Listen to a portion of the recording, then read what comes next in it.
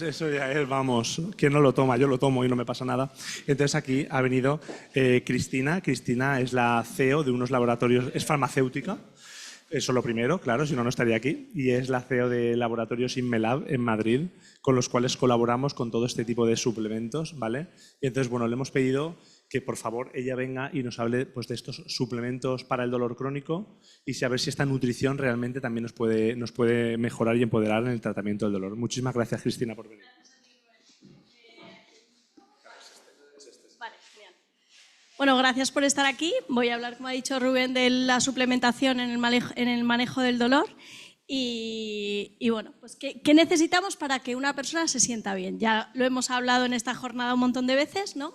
El descanso es súper importante para recuperar, para mejorar esa autofagia, limpiar el cuerpo, que mis músculos se encuentren bien y fuertes por la mañana y, por tanto, el descanso es algo importantísimo. La alimentación también lo es. Llevar una alimentación adecuada, rica en fibra, rica en omega 3, rica en antioxidantes, va a hacer que esté menos inflamado y me encuentre mejor. Y la actividad física, pues no tengo nada que decir, porque ya lo han dicho todo, ¿no? Pero qué importante es porque también va a liberar esa dopamina, esas endorfinas que son tan necesarias para que el dolor no sea, o sea, para disminuir la sensibilidad del dolor. Entonces, voy a hablar de los 4 suplementos, bueno, principalmente los 3 suplementos más importantes, que son el magnesio, el omega 3 y la vitamina D, porque las tenemos en déficit en nuestra alimentación. También quiero hablar del colágeno y el ácido hialurónico, porque en la terapia del dolor también va a funcionar muy bien. Y luego los adaptógenos, porque yo he hablado de la importancia que tiene la alimentación, el descanso y el ejercicio físico, pero realmente lo más importante en muchos casos es somatizar determinados problemas y la cabeza es importantísimo, el no tener estrés descontrolado, el no tener una depresión. Todo esto va a hacer que si yo me encuentro bien mentalmente pueda completar esos factores de descanso, de nutrición, pero si yo estoy mal psicológicamente no voy a poder hacer nada de esto, ¿no? Y además, como ha dicho Rubén, ¿no? Que en esta clínica lo que hacemos es atacar el dolor por varios puntos. Entonces, en este caso, los suplementos como los adaptógenos van a mejorar mucho también en la terapia del dolor. Empezamos con el omega 3. ¿Alguien toma omega 3? ¿Vale? Bueno, pues el omega 3... Vale, es omega 9. Omega 9. Entonces, está bien, pero no es tan completo como el omega 3, que sí que... No, es buenísimo, es un antioxidante estupendo, pero el omega 3 tiene unas propiedades que son cardiovasculares, como ya hemos sabido toda la vida, antiinflamatorias, mejora la salud cognitiva, pero como hoy estamos con el tema de la inflamación y del dolor, vamos a hablar de esto. Y es que en nuestra alimentación, llevamos una alimentación rica, tenemos grasas, ¿no? Tenemos grasas que son inflamatorias y grasas que son antiinflamatorias. Y las grasas proinflamatorias las tenemos súper metidas en nuestra dieta. ¿Qué grasas son estas? ¿Alguno me sabría decir qué grasas? Aceites refinados, ¿sí? Vale, aceites refinados, fenomenal. El huevo, carnes rojas. Entonces, todo esto lo tomamos habitualmente. Y lo tomamos en una proporción altísima respecto al omega 3. El omega 3 lo tomamos muy poquito, porque al final el omega 3 que tomamos no procede de un pescado salvaje que tiene una cantidad de ácidos grasos importante. Lo tomamos generalmente de piscifactoría, que no lleva una concentración de ácidos grasos elevada. Luego, aparte, las técnicas de cocción hacen que la calidad, o sea, que al final se oxide parte de la grasa que estamos ingiriendo, ¿no? Entonces, la suplementación con omega 3 para mí es algo que es esencial y que lo que va a mejorar es la inflamación, porque esas grasas inflamatorias, ese omega 6 que comentábamos, está muy elevado y es que está en balance con el omega 3. Entonces, si yo tomo mucho omega 6, se va a desequilibrar la balanza y voy a estar proinflamado. O sea, voy a tener una inflamación basal. O sea, si cogemos a cualquier persona y empieza a tomar omega 3, va a mejorar a nivel inflamatorio solo por la alimentación, ¿vale? Entonces, bueno, pues ¿Cuáles son los mecanismos de acción? Ya os los he explicado más o menos. Efectos clínicos, va a mejorar a nivel de artrosis, de artritis, porque va a disminuir la rigidez, ¿vale? También el dolor muscular o neuropático, porque va a disminuir también la sensibilidad nerviosa. Pero luego, claro, el omega 3 es importantísimo. Y ahora, cuando voy a comprar un suplemento, ¿cuál elijo? Pues es muy importante que el omega 3 vaya extraído en frío. Esto es igual que si el aceite de oliva lo echo en la sartén, pues al final se va a oxidar, va a tener impurezas y no va a tener unas propiedades antioxidantes. Pues pasa lo mismo con el omega 3. Si lo extraigo en caliente, las propiedades no van a ser las mismas y por tanto el efecto pues, va a ser aproximadamente de una cantidad de omega 3 de un 30%. Mientras que si lo extraemos en frío, la calidad se va a conservar en más de un 80% de esos ácidos grasos, ¿vale? Entonces, importantísimo a la hora de elegir un omega 3 que vaya extraído en frío. Otra de las cosas que tenemos que considerar para elegir un buen omega 3 es que más del 50% sean ácidos grasos, EPA y DHA. Entonces, siempre calcular el porcentaje, porque muchas veces vienen miligramos, pero siempre tenemos que extraer el porcentaje respecto al total de la cápsula, ¿vale? Y luego sí que recomendamos meterlo en nevera porque es una grasa y las grasas se oxidan. Entonces con el calor se oxida y no tienen el mismo efecto. También consumir con alimentos grasos, a poder ser, si lo podemos tomar por ejemplo con aceite de oliva en una tostadita, pues mejor, va a tener mejor biodisponibilidad. ¿Vale? ¿Alguna pregunta del omega? ¿Sí? Sí, el omega 3, 6 y 9 hay que tener mucho cuidado porque se vende habitualmente y el problema es que si nosotros queremos bajar la inflamación y compramos un omega que lleve 3 y aparte el 6, el equilibrio va a seguir igual. O sea, vamos a subir ácidos grasos omega 6, que justo son los que no queremos. Queremos aumentar los 3 para que nos bajen los 6, que son los proinflamatorios. Entonces es importante que sea omega 3 solo. Si va con omega 9, que es antioxidante, muy bien. Pero el equilibrio de inflamación es importante, omega 6, omega 3. Entonces, ya, pues es que es una cosa que se puso de moda como omega 3, 6 y 9, pero realmente no tiene una base. O sea, si hablamos a nivel antiinflamatorio, si hablamos a nivel cardiovascular, pues fenomenal, porque también el ácido araquidónico que genera esas sustancias proinflamatorias también son buenas y necesarias. Lo que pasa es que sí tenemos descompensado en la dieta, como pasa habitualmente, que la gente tiene una descompensación de grasas proinflamatorias muy elevada. Entonces, necesitamos añadir omega 3, ¿vale? Sí. Sí.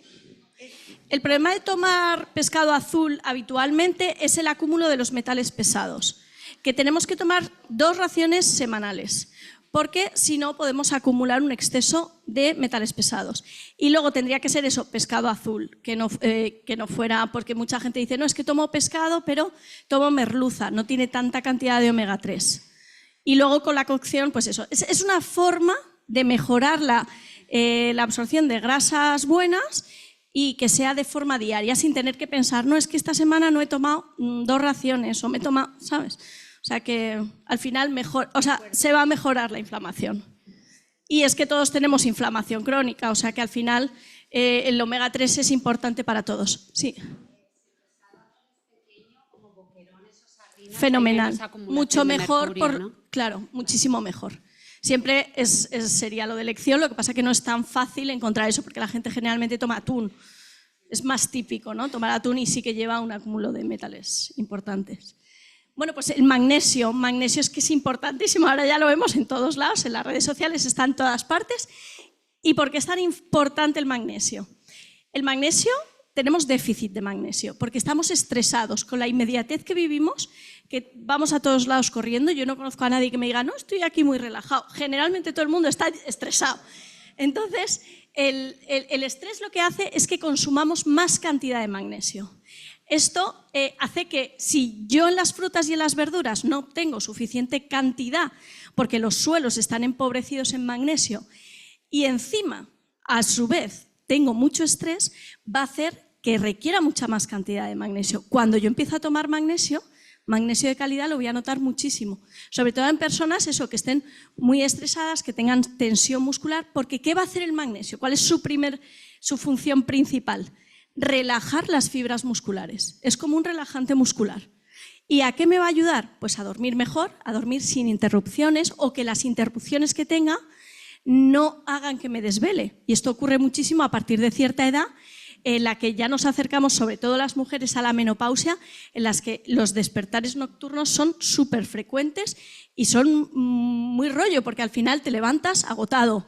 Y claro, quiero hacer gimnasia, porque necesito hacer gimnasia, pero ya estoy cansado. Tiro más de alimentos más grasos, más hipercalóricos, ¿no? Entonces al final como que empiezo mal. Por eso el descanso es importantísimo. Y el magnesio me va a ayudar a relajar esa musculatura, dormir mucho mejor y cuando me levante por la mañana voy a estar mucho mejor, más recuperado, ¿vale? Entonces, en personas que tengan espasmos, fibromialgia, debilidad muscular, contracturas, síndrome de pierna inquieta, personas que se duermen muy agitadas, súper importante, tics nerviosos, pues va a mejorar, ¿vale? Bueno, pues lo que decía antes, que dormir menos de 6 horas es inflamatorio, ¿no? O sea, al final no nos da tiempo, digamos, a limpiar todo el cuerpo y por eso el magnesio nos ayuda a dormir, a mantener ese sueño y es como ese push, ¿no? Los suplementos están aquí no para ayudar, para que todo sea suplemento, sino una de las cosas que vamos a poner, una semilla que vamos a poner para dar ese impulso a todo lo que tenemos que hacer, ¿no? A comer bien, a hacer ejercicio. Y en este caso, pues me va a ayudar a dormir mejor y a que esas contracturas o esa tensión nerviosa que tengo me relaje, ¿vale? No, más de 400 miligramos de magnesio elemental, que es dificilísimo encontrar eso, pero vamos, no. Entonces, ¿cuál es la clave ahora del magnesio? Porque vale, hay millones de magnesios y si yo me voy al supermercado, a la farmacia, ya un lío. Todos los magnesios que sean, o sea, el magnesio tiene que ir unido a algo, porque si no, o sea, no va solo, siempre va unido a algo. Si va unido a sales inorgánicas, como el óxido de magnesio, hidróxido de magnesio o carbonato de magnesio, que son los más típicos, en este caso no se van a absorber. Pasan por el estómago y al final se disocian y no se absorbe, haciendo que tenga un efecto laxante. Entonces se aprovecha más o menos un 5% del magnesio que estoy tomando y encima me da efecto laxante. El carbonato sí se utiliza como en farmacia, se utiliza como efecto laxante y hay gente y hay médicos que lo prescriben justo para eso, para mejorar el tránsito, ¿no? Pero si lo que queremos es absorber magnesio, tenemos que buscar formas que vayan queladas. Esas formas es como que van como dentro de una bola, ¿no? Que va protegido y que llega a mi intestino prácticamente intacto, de tal forma que pasivamente tiene más afinidad a nivel intestinal y sí se va a absorber más cantidad. Entonces, buscaremos formas que sean orgánicas como el bisglicinato, el malato o el treonato, ¿vale? El citrato también es una forma absorbible, pero no tanto, por ejemplo, como el bisglicinato. El bisglicinato es el más absorbible. Y además no tiene ese efecto laxante, ¿vale? Entonces, importante del magnesio, no es importante la cantidad de magnesio que tenga, sino la calidad, en qué forma venga, ¿vale? Y luego, una cosa importante a la hora de elegir un magnesio, un omega, cualquier tipo de suplemento, si va con patente, siempre mejor. Es más fiable y sabemos que lleva estudios asociados y que la extracción es de mejor calidad y se va a absorber más, ¿vale? Entonces, si veis, pues, por ejemplo, en este caso, pues Albion, con la marca registrada, entendemos que es un magnesio de mejor calidad, porque es muy difícil llegar a conocer concentraciones. Entonces, si nosotros buscamos detrás o que venga adelante, que venga con la marca registrada, quiere decir que tiene estudios y que es mejor. Sí. ¿Con uno que tenga efecto antiinflamatorio o no? ¿O se debe evitar eso?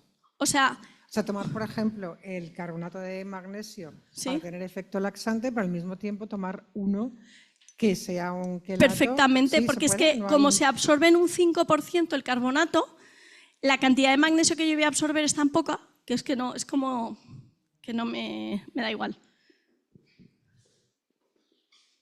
Yo tengo entendido que el bisglicinato y el malato de magnesio tienen diferentes efectos en la musculatura. Sí. ¿Se pueden combinar también? Sí, de hecho, si los combinamos vamos a obtener más efecto. El bisglicinato generalmente me relaja las fibras porque las glicinas me ayudan a relajar. Y el malato me va a dar también más energía. Entonces, combinado, también tenemos que ver en qué proporción estaría bien. Vamos, si combinamos distintos magnesios está bien. Ojo, importante, hay veces que los mezclan tanto que ya no sabemos qué nos están dando. Y a lo mejor nos están dando una combinación de óxido que no se absorbe con bisglicinato y a lo mejor de óxido lleva un 90% y de bisglicinato lleva poco. Entonces, bueno, por no enrollarme, buscamos siempre laboratorios que nos den esa certificación de seguridad para saber que estoy tomando un buen magnesio. Vale. Vale, pues ahora sí. ¿Cómo y cuándo tomar el magnesio? Fenomenal, porque no lo he dicho. Si tomamos bisglicinato de magnesio, que es el más habitual ahora mismo, sería por la noche, lo más indicado, porque me ayuda a dormir. Me va a ayudar a dormir, a relajarme por la noche y me levanto mucho mejor. Vale, pues vitamina D. ¿Cuánta gente toma el sol? 20 minutos al día, aproximadamente una proporción de la espalda. Como si fuera toda la espalda, entre las 12 y las 4 de la tarde. Muy para nadie, sí, es que es imposible. Antiguamente sí que se caminaba más, sí que nos daba el sol un poquito más, ¿no? Pero con los ritmos de ahora estamos siempre bajo techo y tenemos un déficit de vitamina D súper importante. Y es que la vitamina D es importantísima porque va a modular más de 300 genes en el organismo. Lo hemos visto durante la pandemia, la importancia que tenía la vitamina D en el sistema inmunológico. A día de hoy en el hospital lo siguen dando, ¿no? Entonces hay distintas formas de vitamina D, pueden ser más hidroxiladas, digamos como formas activas o formas más inactivas, ¿no? La cuestión es que prácticamente todos nos tendríamos que suplementar a partir de unos 35 años, porque además la piel que tiene una persona de 20 no es la misma que tiene una persona pues, de 40, y entonces no voy a absorber tanta vitamina D de forma natural como una persona de 20 años, que va a ser fácil que absorba una gran cantidad y la transforme a colecalciferol, que es la molécula que me interesa, ¿no? Entonces, es importante eso, suplementar con vitamina D. Va a disminuir esas citoquinas proinflamatorias, o sea que me va a bajar un poquito la inflamación. Aparte, una cosa que para mí es importantísima es que la vitamina D me ayuda a hacer la contracción muscular. Igual que el magnesio me relaja, la vitamina D me ayuda a hacer esa contracción muscular. Si tengo niveles bajos de vitamina D, pues voy a estar más debilitado, me va a costar más moverme. Entonces, esto es un push para que todo ese ejercicio que queremos hacer, que es importantísimo hacer, pues para dar ese empujoncillo y que estemos con más ganas de hacerlo. Y luego intentar llegar pues a una menopausia con el hueso un poco mejor, con la musculatura mejor, con el hueso un poquito mejor y que no sea tan impactante la baja de estrógenos. Bueno, pues hay muchísimos estudios de la vitamina D, muchísimos. Se hicieron muchísimos durante la pandemia a nivel inmunológico, y entonces personas que tengan una enfermedad autoinmune inflamatoria deberían de suplementarse con vitamina D, porque lo que va a hacer no es que aumente la inmunidad, sino que la va a regular. Como que digamos que a las defensinas, a esas células que nos van a proteger, las van a hacer más inteligentes, ¿vale? Da lo mismo, o sea, yo siempre lo digo, todos los suplementos si los podemos tomar por la mañana, salvo el magnesio, pues mejor, porque nos acordamos más, porque igual luego por la noche me quedo dormido en el salón y ya, hasta luego. Vale, entonces para nivel inmunitario, para la musculatura, llegar con esos huesos más fuertes. Y bueno, pues enfermedades, pues eso, para la diabetes, sensibilidad a insulina. Bueno, no me voy a meter en otros temas más que inflamación. Y entonces, ¿qué diferencia hay entre la que me prescriben en el hospital y el colecalciferol? Son distintas formas. Una me la tomo una vez al mes y la otra me la tomo diariamente. Vale, pues la que me tomo una vez al mes es una cantidad exagerada, digamos, de vitamina D, que hace que mis niveles se eleven y luego progresivamente bajen. Por eso mucha gente que toma vitamina D en forma de colecalcifediol, o sea, de calcifediol, perdón, estas personas no llegan a tener un buen nivel de vitamina D, porque al final sube, baja, y así no llega a tener un buen nivel. Entonces, ¿qué sería lo ideal? Tomar una vitamina D que fuera igual que si yo tomo el sol todos los días, o sea, una cápsula que sea con menor dosis, pero diariamente. Entonces se ve cómo la curva va subiendo progresivamente, ¿vale? Entonces, personas que no lleguen a tener una buena vitamina D de forma natural con el calcifediol, pues podrían suplementarse con colecalciferol. ¿Vale? Vale, ¿de esto alguna duda? ¿Sí? ¿Cuál sería la dosis recomendada de vitamina D? Vale. ¿Es conveniente tomarla con K2? Vale, fenomenal. Vale, primero, la dosis que nosotros recomendamos son 4.000 unidades internacionales. Es una dosis alta, porque si no, no llegamos a unos niveles óptimos. Y como es tan importante, generalmente los niveles que nos dicen en medicina son de 30 a 100 nanogramos mililitros en sangre, ¿no? Y cuando ya la tenemos en 30, dicen, perfecto, estás fenomenal. Y no, es que hay que tenerla en niveles de 60, de 70, porque se utiliza muchísimo. Y tenerla ya en 30 me indica que, pues bueno, oye, que está bien, ¿no? Pero que podría tenerla mejor. Entonces, para llegar a ese nivel, con 4.000 unidades internacionales diariamente durante los meses de invierno, sería adecuado para mantener esos niveles de 60, 70.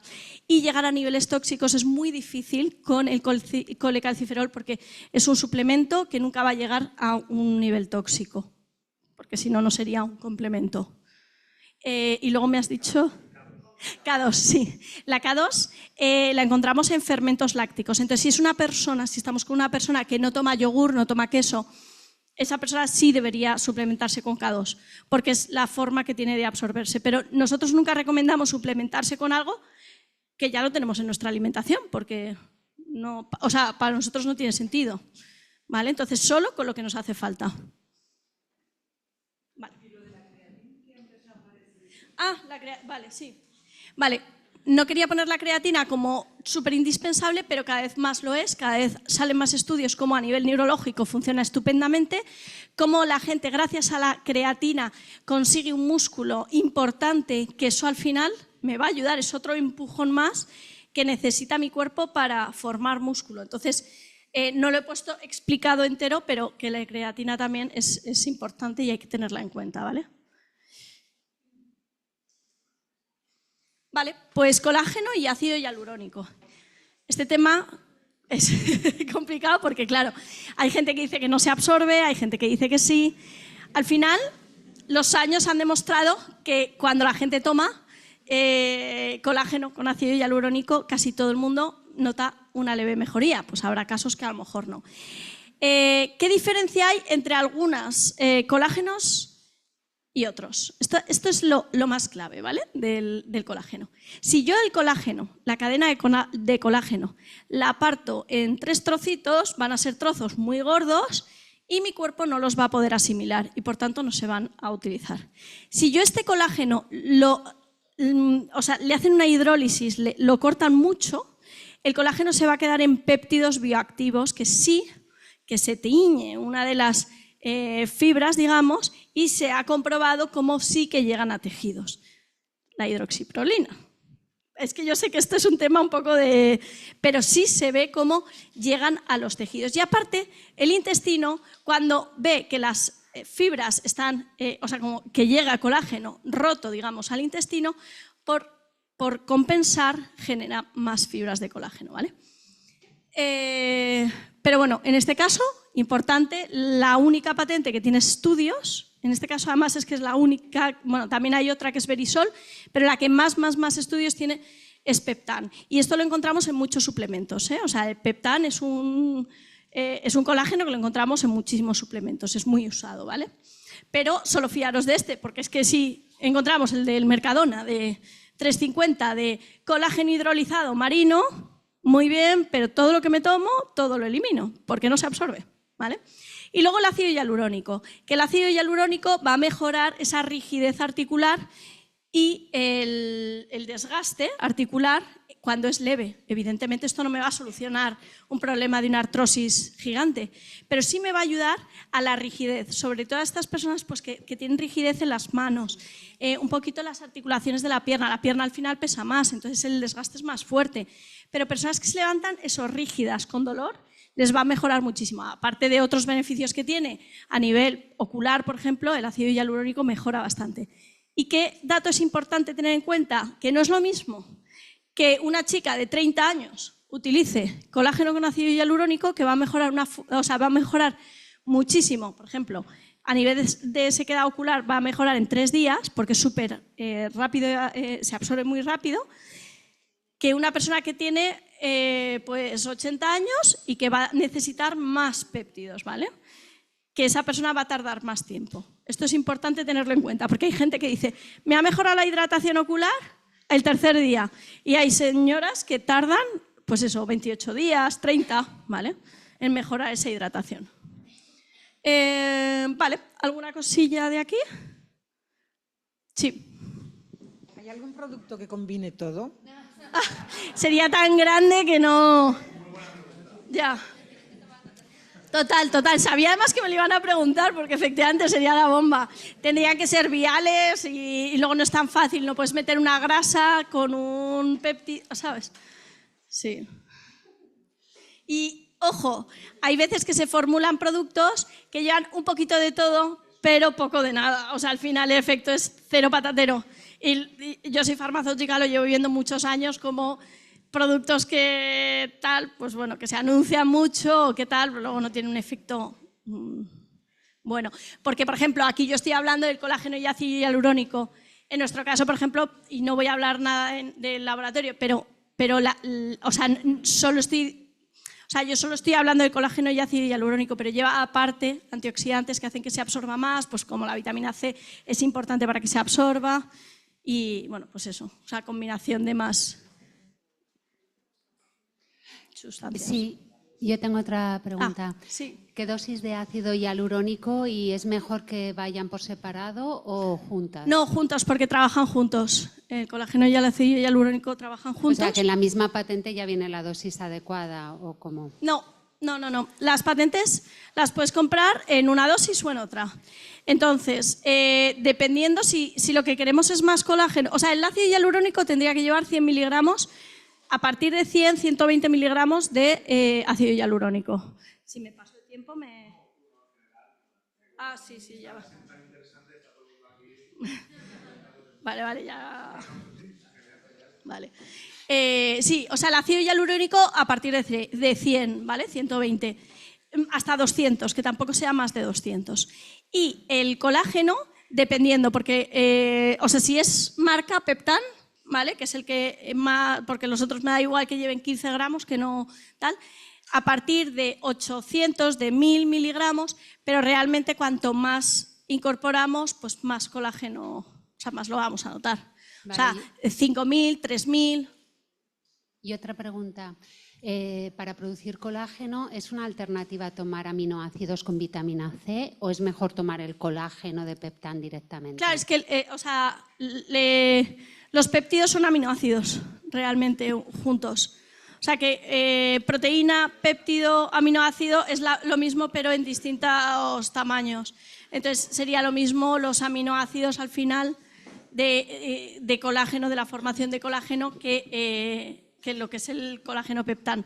Lo que pasa es que el colágeno Peptan te dice que son péptidos de colágeno bioactivos, porque realmente sí tienen actividad una vez que llegan al intestino.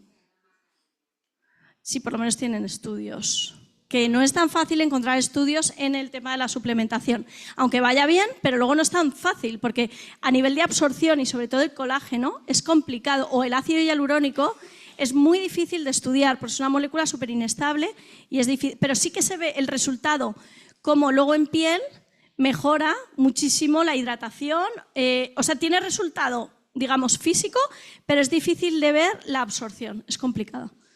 Pero sí que tiene mejoras. Sí. Cristina. El ácido hialurónico 120 miligramos y el colágeno aproximadamente, pues yo que sé, a partir de, a ver, depende, si lo voy a tomar diariamente y mantenido en el tiempo, con 1000 miligramos aproximadamente puedo mantener. Pero si quiero una dosis de choque mucho más alta, puedo irme a 2000, 3000. Sí, y de hecho cada vez más se utiliza colágeno con ácido hialurónico, los dos juntos, porque funciona muchísimo mejor. Y además es que sin ácido hialurónico el efecto no es tan potente.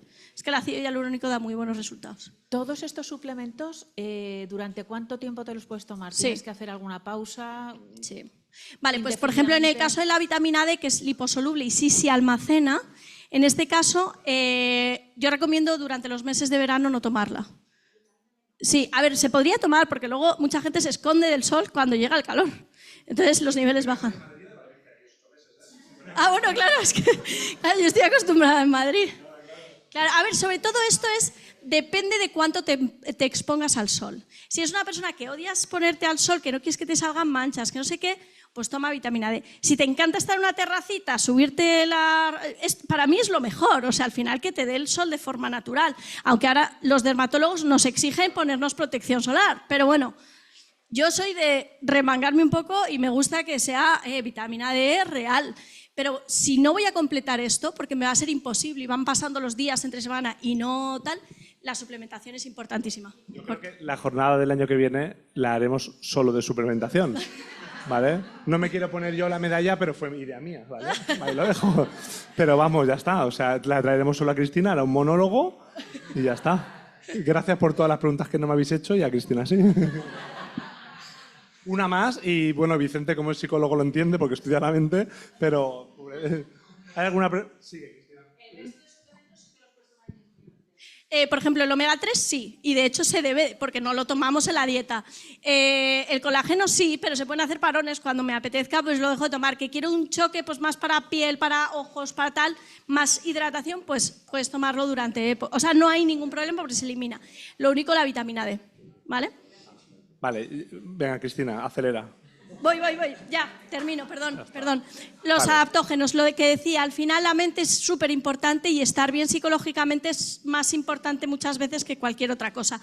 Entonces, los adaptógenos lo que van a hacer, no sé si conocéis alguno, la ashwagandha, que está de moda y que cada vez se oye más, ¿vale? Lo que va a hacer es bajar los niveles de cortisol, de la hormona que segregamos cuando estamos estresados. Y es que el estrés de forma sostenida genera inflamación. Entonces, los adaptógenos vienen de la medicina ayurvédica, se llevan utilizando muchísimos años, pues eso, para bajar los niveles de estrés. Y tampoco me voy a enrollar más, simplemente que cuando nosotros nos encontramos mejor, más felices, con menos ansiedad, vamos a bajar esos niveles de inflamación. Y aparte, la percepción del dolor va a ser diferente a cuando estoy mal y cuando estoy estresado. Entonces, si nosotros además utilizamos adaptógenos junto con un omega 3, pues vamos a mejorar inflamación. Si lo utilizamos con un magnesio, mejoramos la tensión. Si lo utilizamos con una vitamina D, mejoramos a nivel del sistema inmunológico. Por tanto, los adaptógenos se están utilizando. Yo sí los recomiendo a partir de cierta edad, no en niños tan jóvenes como muchas veces hablan, que niños de 20 años lo están tomando, porque esto va a regular el eje hipotálamo-hipófisis adrenal, que yo creo que lo comentamos en una de las formaciones, y bueno, que hay que tener cuidado, que es cuando bajan los niveles de estrógenos, aquí sí se puede recomendar, pero si no, en gente joven no, porque le puede alterar, porque a nivel hormonal sí que va a tener un efecto. Entonces, ya está. ¿Ya has acabado? Sí. Las preguntas de adaptógenos en 2026. ¿Hay alguna pregunta más? ¿Una pregunta importante? Perdonar, ¿eh? No, venga. Vale. Bueno, un aplauso, un gran aplauso, por favor. Madre mía. Bueno, ahora va a preparar la charla, Vicente.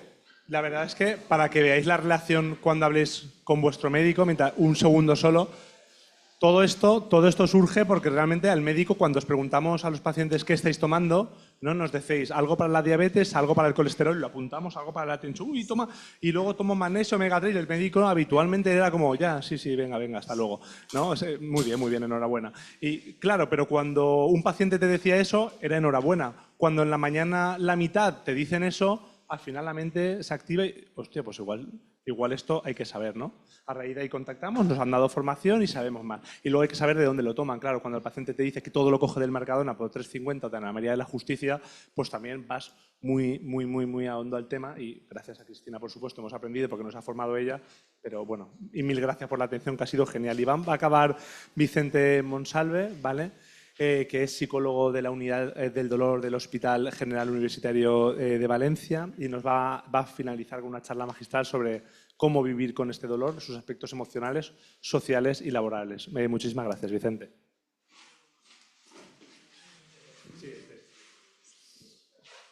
Bueno, pues buenas tardes a todos. He de confesar mi nivel de estrés en este momento, de darme cuenta de la cantidad de complementos que me faltan para poder afrontar la vida.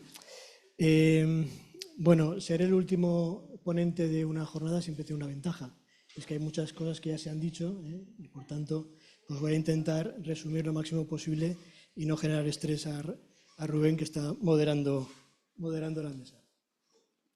Bueno, hay cosas que ya se han dicho, me imagino esta mañana también.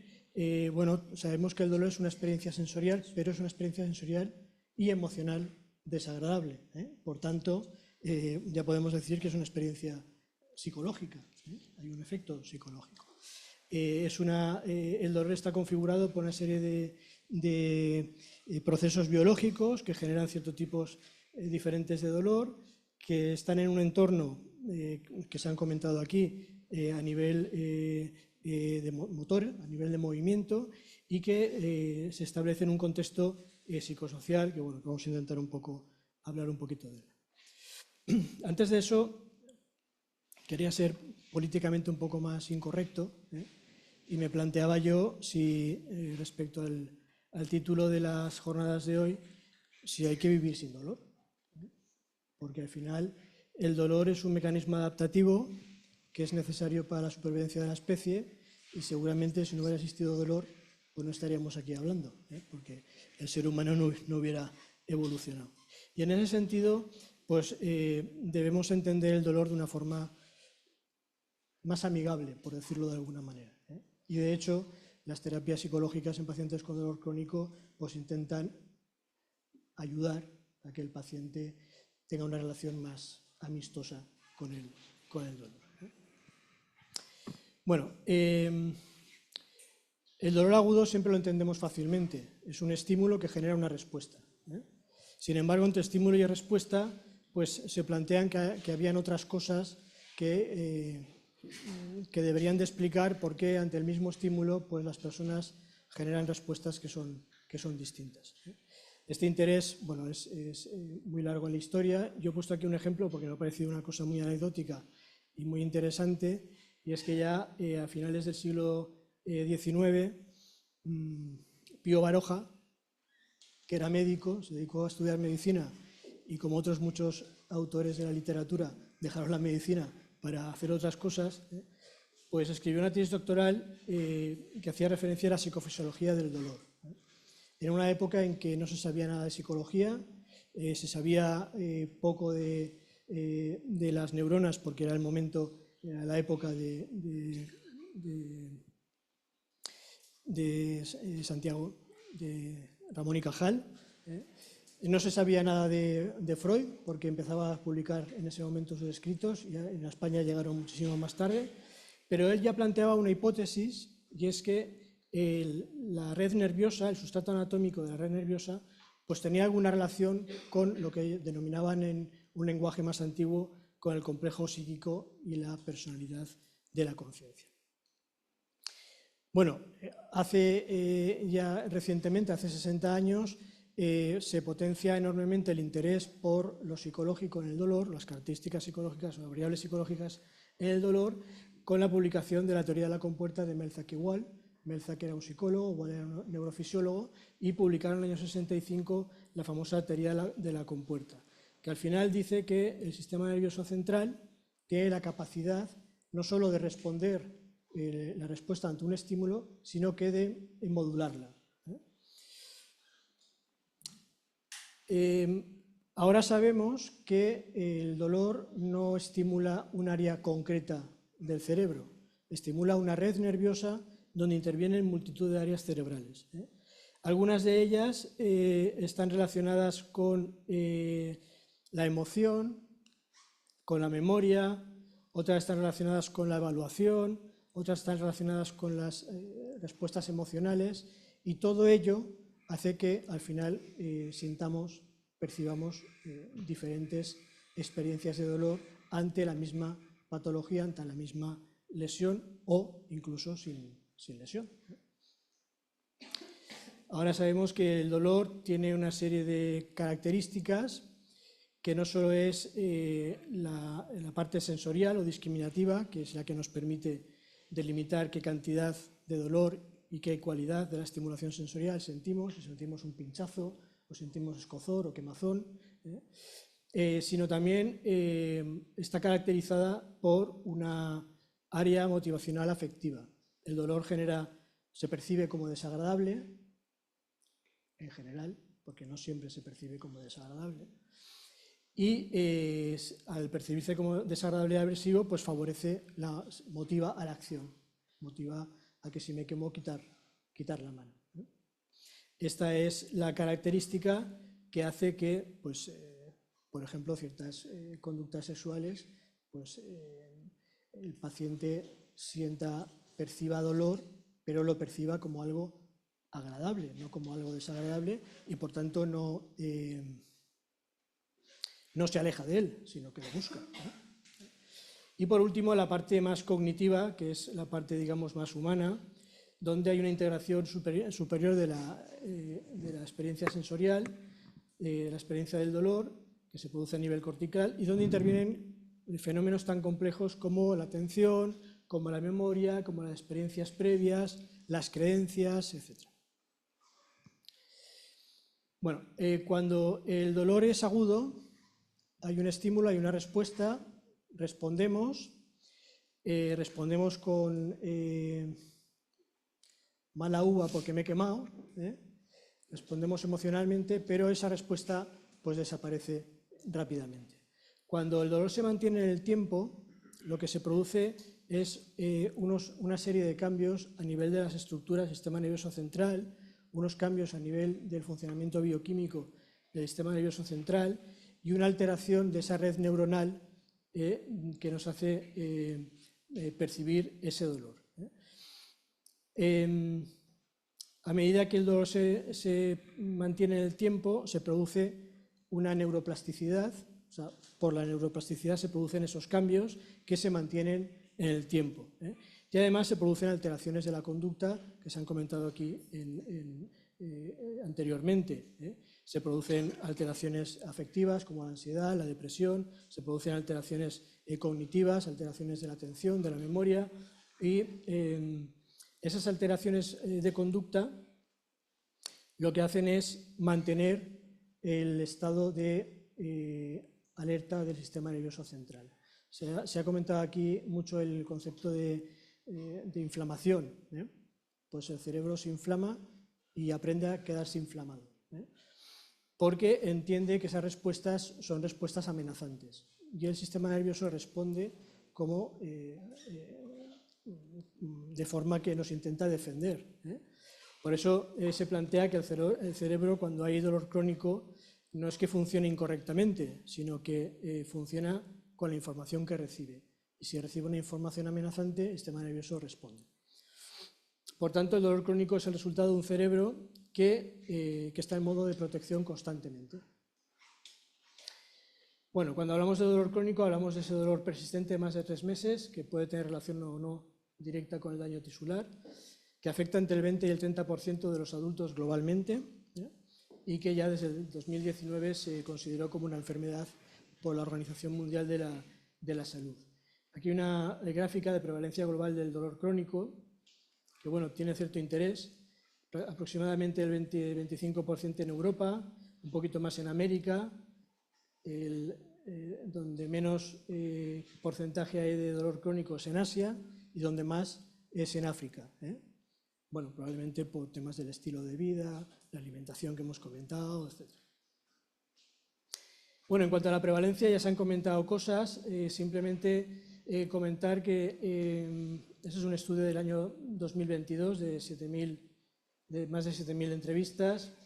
Decir que las mujeres presentan mayor prevalencia que los hombres, que la prevalencia de dolor crónico fundamentalmente en España está entre los 55 y 75 años, más del 30%, que la edad media de estos pacientes se sitúa en los 51, es decir, en edad laboral, que el dolor lumbar es el más habitual, creo que se ha comentado antes, que afecta casi al 60% de los pacientes, que traumatología es la especialidad más consultada por los pacientes y que prácticamente el 87% de los pacientes son visitados en atención primaria como servicio de referencia. Hay un estudio que compara ese porcentaje respecto a los años 90. Ahora dicen que hay 1 de cada 4 pacientes que va a atención primaria va por dolor. En los años 90 era 1 cada 7. Es decir, que ahora van prácticamente el doble de pacientes por dolor crónico a atención primaria de los años 90. Y esto nos tiene que hacer pensar, porque de los años 90 para acá hemos evolucionado enormemente en tecnología, en tratamientos médicos, en fisioterapia, en alimentación, nos cuidamos enormemente y, sin embargo, pues parece ser que haya más pacientes con dolor crónico. Bueno, una característica que es interesante es que casi el 30% desconoce la causa de su enfermedad. Es decir, cuando se le pregunta a usted por qué tiene dolor, el paciente responde que no lo sabe, ¿no? Bueno, respecto al ámbito emocional, ¿cuál es el impacto? Bueno, ya se ha comentado antes que el dolor mantenido en el tiempo tiene un impacto emocional importante. Hablaremos de algunas emociones básicas, no hablaremos de todo porque estaríamos aquí también toda la tarde. Quizá la más clásica, la más habitual es la depresión. El dolor persistente afecta al sistema dopaminérgico y genera anedonia, genera fatiga, genera desesperanza, altera la regulación emocional y la tolerancia al malestar.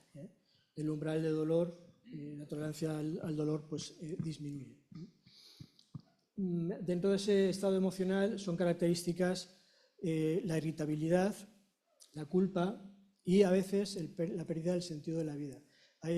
No es nada raro en la consulta pacientes que te dicen que desde que tienen dolor crónico que les ha obligado a dejar su trabajo, les ha obligado a dejar sus actividades de cuidado en la familia, etc., pues creen que no tiene sentido seguir viviendo. Y esto es algo que parece muy fuerte, pero es bastante habitual.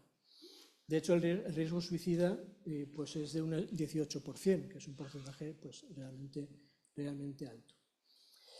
Se sabe que la comorbilidad entre dolor y depresión pues, aumenta el riesgo de discapacidad y aumenta el abuso de consumo de analgésicos. La otra emoción muy relacionada con el dolor es la ansiedad y el miedo al dolor. Y quizá la más importante sea el miedo al dolor, que es una respuesta anticipatoria ante la posibilidad de experimentar dolor, porque nos motiva a la defensa, a la inactividad, a dejar de hacer deporte, a dejar de salir de casa, etc.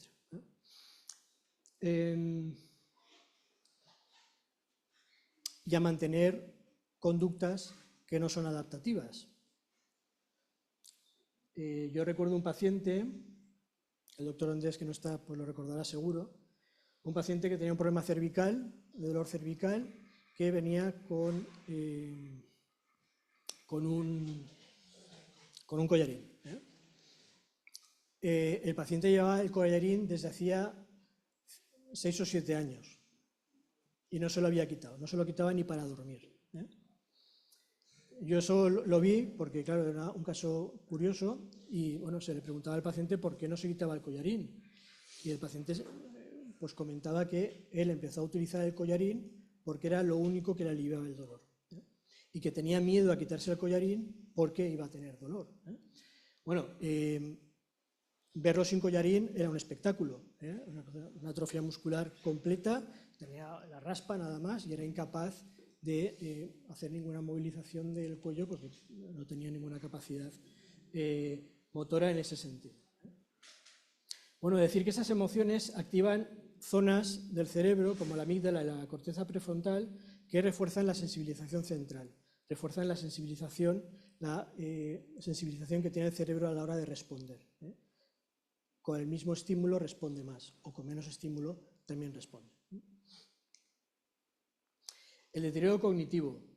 Los pacientes con dolor crónico se observan dificultades en la atención, en la concentración y en la memoria de trabajo, y se ha relacionado con esa hiperactividad cortical que genera una interferencia atencional importante. Y luego una última característica que es el catastrofismo. El catastrofismo hacemos referencia a creencias, que son esos pensamientos exagerados y negativos respecto a multitud de cosas, respecto al significado del dolor. Hay muchos pacientes que creen que es que los médicos no tienen ni idea y no han acertado, ¿vale? Porque me dicen que es una hernia discal, pero me han operado ya de la hernia discal y yo sigo teniendo dolor. Pensamientos negativos respecto a que el dolor crónico nunca se irá, y curiosamente utilizamos una terminología que es estresante, es que al paciente se le dice que tiene un dolor crónico. Podríamos utilizar otra terminología, ¿no? Porque claro, si usted me dice que tengo un dolor crónico, no sé qué hago yo aquí, pensamientos relacionados a su capacidad. Soy un inútil, no voy a poder con esto, no voy a tener capacidad de manejo, etc. El catastrofismo, esas creencias, pues predicen mayor intensidad del dolor, peor respuesta al tratamiento y mayor discapacidad. Bueno, y por último, el estrés crónico que se ha comentado antes, que efectivamente la exposición prolongada al dolor pues activa de forma mantenida ese eje hipotalámico hipofisario adrenal. Se observan niveles elevados de cortisol, de taquicardia, de insomnio, de disfunción inmunológica. Y en ese sentido, una característica importante es el insomnio, el mal descanso nocturno. Prácticamente el 70% de los pacientes con dolor crónico tienen insomnio, tienen un sueño fragmentado que aumenta la hiperalgesia. Y uno de los objetivos terapéuticos es que el paciente descanse mejor, porque el mejor descanso nocturno reduce el dolor aproximadamente en un 30% según los estudios. Pongo esta gráfica de aquí, esta de aquí de la derecha, porque el estrés, bueno, depende de muchos factores. Manuel, en una de sus diapositivas, ponía el tema físico, emocional, psicológico y social. Dentro de lo social ponía la familiar, la escuela, tal, y al final, me ha resultado curioso, ponía la política o el político. Bueno, pues sí, efectivamente, es una fuente en este momento de mucho estrés, estamos todos muy estresados, ¿no? Bueno, esa gráfica hace referencia al tiempo que tarda un paciente. Esto es datos, no son datos españoles, son datos mundiales. Tarda un paciente en iniciar un tratamiento especializado para el dolor crónico, que son aproximadamente 6 o 7 años, desde que cumple el criterio que hemos dicho de 3 meses de tiempo con dolor. Entonces pensemos que el estrés crónico no solo se produce por lo que uno quiere evitar, que es el dolor, sino también se produce por lo que uno no tiene, que es una atención adecuada, que es una atención rápida, que es en nuestra unidad. El paciente, para ver una primera visita, pues tardará aproximadamente, si pedís hoy fecha, unos 9 meses o 10 meses. Os verá el médico amablemente, os dirá que puede hacer algo por vosotros, os dirá que vamos a programar una técnica, del tipo que sea, y preguntaréis, ¿y esto cuándo me lo van a hacer? Entonces el médico también amablemente os dirá, pues aproximadamente dentro de 1 año. Con lo cual pensemos que el estrés no solo es la percepción de dolor, sino todo lo que conlleva ser paciente con estas características. Bueno, esos son porcentajes respecto a la población general.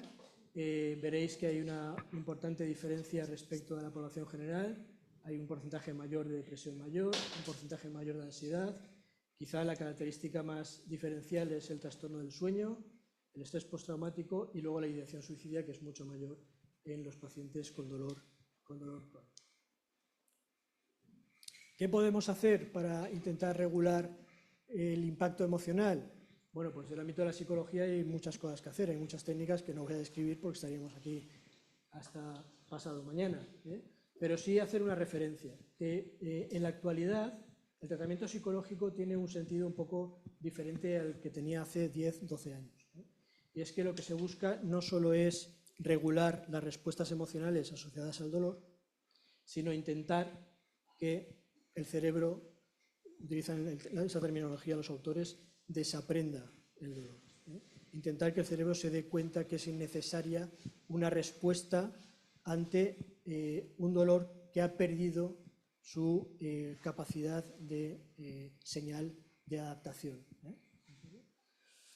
Las tres fundamentales son la activación conductual, que se ha comentado previamente de forma muy correcta, la psicoeducación, que también se ha comentado esta tarde, y las técnicas de relajación, que también se han comentado. Bueno, esto es un cuadro de distintos ensayos clínicos que demuestran la eficacia de todo ese tipo de técnicas. Otro aspecto que se planteaba en la charla de hoy era el impacto social. Aquí también podríamos hablar, 5 minutos, ¿vale? Podríamos hablar de una forma muy extensa.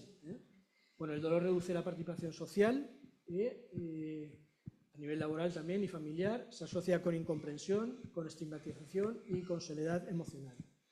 Pues aproximadamente entre el 35 y 55% de los pacientes informan de aislamiento social moderado o alto, el 54% reduce su participación social y el 20%, que es 1 de cada 5, se sienten que están completamente solos, independientemente de que sean solteros, que estén casados, etcétera, etcétera, etcétera.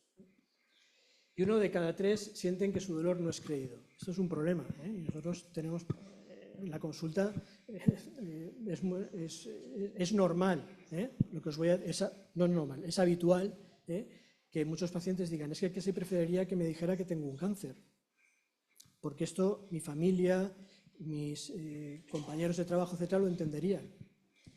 Es que me han dicho que tengo un dolor neuropático, o que tengo un dolor muscular, y eso no entienden porque estoy todo el día en el sofá, ¿vale? Bueno, hay una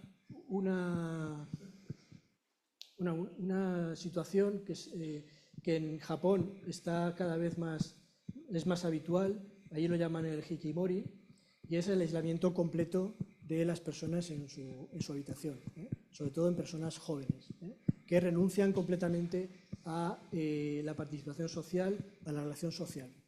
Eso se está extendiendo por Europa y, bueno, pues realmente es un problema. En pacientes con dolor crónico, lógicamente, pues se ve mucho más facilitado este tipo de experiencias. Bueno, el impacto social y el impacto en las relaciones personales. Aproximadamente el 25% de los pacientes sienten que su problema genera un impacto en la familia, pero más del 45% de la familia perciben impacto. Y esta es una parte del entorno que a veces está un poco olvidado, que es la atención a la familia del paciente con dolor crónico. Cuando el familiar es cuidador, pues fijaros que el impacto es más del 60%. Bueno, esto ya lo hemos comentado, que la percepción de apoyo social en dolor crónico, pues más de un 20% lo perciben como bajo, pero el apoyo social tiene un impacto beneficioso para el paciente con dolor. Mejora el bienestar emocional, disminuye los síntomas depresivos, disminuye las limitaciones físicas asociadas al dolor, la ausencia de apoyo aumenta el dolor y el apoyo lo regula y proporciona contención psicológica y acompañamiento. Algunas recomendaciones en ese sentido, pues bueno, evaluar, siempre tener en cuenta si el paciente tiene apoyo social, intervenir, favorecer la psicoeducación familiar, hacerles intervenir a la familia, Muy importante el papel de las asociaciones de pacientes y bueno, promover estrategias de comunicación en el entorno familiar. Y por último, el impacto laboral. Este es muy interesante. Casi un 29% de los pacientes con dolor crónico han requerido una baja laboral como causa del dolor, pero se sitúa en casi un 50% entre los pacientes remunerados. Claro, no es lo mismo un paciente por cuenta ajena que un paciente por cuenta propia. Y eso está muy relacionado con una cosa que luego diré. Prácticamente una tercera parte de los pacientes abandona su ocupación previa y un 17% cambia su puesto de trabajo. La probabilidad de que encuentren una actividad a tiempo completo se reduce entre un 10 y un 20% y los trabajadores con dolor intenso persistente tienen un 33% más de probabilidad de desempleo que los pacientes sin dolor. Bueno, el coste económico de productividad y tal, pues no hace falta, porque los números son tan grandes que no se entienden. Bueno, hay un impacto directo, que es el impacto del propio paciente. Se producen dos fenómenos, el absentismo y el presentismo. El absentismo hace referencia a no ir a trabajar. Una quinta parte de los trabajadores que tienen dolor crónico tienen un absentismo de más de 10 días al año, pero lo que es más curioso es el presentismo, que es acudir al trabajo sin las condiciones suficientes para realizar el trabajo correctamente, que reduce el rendimiento entre un 20 y un 40%. Bueno, pues el 67% de los pacientes con dolor crónico presentan presentismo. Se van a trabajar sin tener las condiciones adecuadas para desarrollar su actividad laboral. En cuanto al impacto del empleo y la carrera profesional, el 30% de los pacientes con dolor crónico están de baja laboral, el 22% ha perdido su empleo y tienen limitada su promoción profesional. Se aumenta la probabilidad de cambiar de puesto de trabajo y aumenta la rotación laboral y las dificultades para reincorporarse. Y también el impacto en las empresas y en la economía. Hay un incremento de costes por sustitución, hay una reducción de la productividad y la competitividad, y hay un aumento del gasto público también en subsidios e incapacidades. Bueno, ¿qué se podría hacer? Pues una evaluación temprana, educar en dolor, esto de la educación se ha dicho ya en muchas ocasiones, educar en dolor crónico para empleados y directivos, prevenir la ergonomía y la promoción de la salud laboral, proponer programas de rehabilitación y apoyo psicológico, políticas de reincorporación progresiva y adaptación de puestos de trabajo, programas de bienestar integrados, horarios flexibles, pausas activas, teletrabajo. Esto en Estados Unidos pues, es muy habitual, generar ambientes agradables de trabajo. Las pausas activas son muy bien vistas en Japón, y es la imagen que todos tenemos en el metro, que se quedan dormidos. Pues socialmente eso está muy bien visto, porque se entiende que se producen esas pequeñas siestas incluso en el ámbito laboral, porque uno ha trabajado mucho y está muy cansado. Entonces se merece descansar. No sé qué pensaríais vosotros de vuestros compañeros de trabajo si los vierais. Aquí en España pues utilizamos otro tipo de estrategias, que es irse al bar y almorzar. Bueno, todo este tipo de cuestiones se consideran a la hora de dar premios para reconocer empresas con buenos puestos de trabajo. Este año en España lo ha ganado Lilly, que es una empresa farmacéutica. Esta última, bueno, pues ¿qué podemos hacer para manejar el dolor? No esperar a tener dolor crónico, no esperemos a tener dolor.